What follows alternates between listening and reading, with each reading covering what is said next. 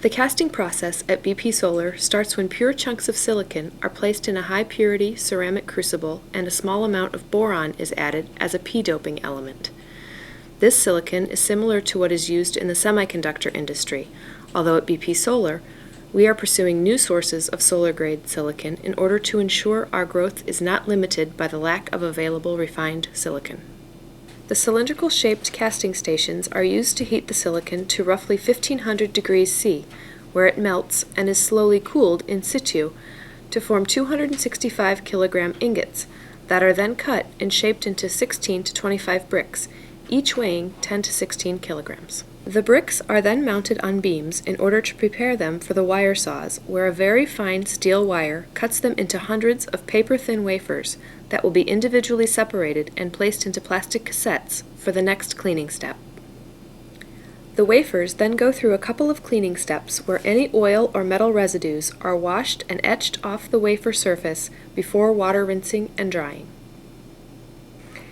Next, a thin layer of phosphorus, an N-doping element, is deposited on the front of the wafers and fired through in a belt furnace.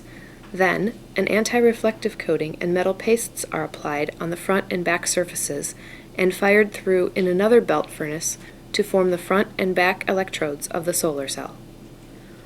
All cells are individually tested when a high-intensity light, simulating the sun, is shined on them while a computer measures the electric parameters and ensures the highest quality throughout the process. Since an individual cell produces roughly half a volt, many have to be connected in series in order to generate a useful voltage. Conductive ribbons are soldered to the front of the cells that are then wired in series with the next cells in a daisy chain matrix that forms a typical 72-cell module.